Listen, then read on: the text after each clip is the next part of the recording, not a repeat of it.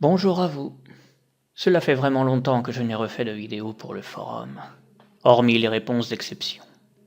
Mais celle-ci sera relativement différente, car je vais vous conter une histoire. Mon histoire. Tout a commencé le jour où j'ai créé le forum intitulé La Grande Amitié. Le but de ce site était de concevoir une communauté basée sur la confiance et le respect. Malheureusement, à part le fait de les réunir, le forum n'offrait rien à ses membres. Je n'avais pas encore l'expérience pour les divertir et maximiser les échanges comme je l'aurais souhaité. Alors vint le jour où je découvris mon premier forum RPG, les Chevaliers d'Émeraude. Au départ, tout me semblait hors de portée. J'ai même dit à l'admin qu'il fallait être bac+5 pour faire sa fiche de présentation. De plus, je ne connaissais même pas les tomes dont s'inspirait le forum. J'ai donc réalisé mon personnage en toute ignorance de cause. Ce fut laborieux, mais cette aventure a alimenté chez moi un désir profond de laisser enfin s'exprimer mon imagination.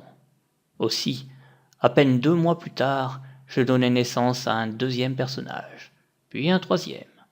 Mais lorsque le forum déclina, je ne pouvais plus me passer de cette envie d'écrire, de narrer. La grande amitié se changea donc en Donjons et Dragons. À mes yeux, je gardais les attributions de la confiance et du respect dû à tout ami. Mais en plus de ça, il pouvait désormais trouver un intérêt véritable au forum, et cela fonctionna, dépassant même mes espérances les plus osées. Hélas, le forum étant trop calqué sur le jeu, Baldur's Gate, finira par épuiser mon imagination qui demeurait trop restreinte par les limites de l'univers en question. Ce fut alors qu'en août 2009 que le forum des 7 destinées naquit. Il est ma plus grande réussite. Je pus également savourer des amitiés si pures, si vraies, qu'aujourd'hui tout cela me semble n'avoir été qu'un rêve. Toutes les histoires ont une fin, n'est-ce pas? Et il semblerait que mon tour soit venu. L'ossature même de mon désir d'écrire, de narrer, soit l'amitié, n'a cessé de s'étioler. On tente de me rassurer en me disant que les gens changent, alors pourquoi moi je demeure le même? Encore et toujours. Mis à part être méfiant, ma dévotion, ma loyauté et ma sincérité n'ont pas changé. Je ne peux donc accepter un changement aussi radical chez mes plus proches amis. À son âge d'or, les gens se battaient presque pour écrire sur ce forum, ils y passaient même plusieurs fois par jour. Mais aujourd'hui, ils ont besoin d'être alertés dans leur boîte mail pour daigner se bouger, et encore ce n'est que pour le strict minimum. Honnêtement, que puis-je espérer de ces personnes? J'ai beau donner de moi, me saigner aux 80 comme l'on dit. Ma seule demeure dans le cœur de ces personnes se résumera à un placard.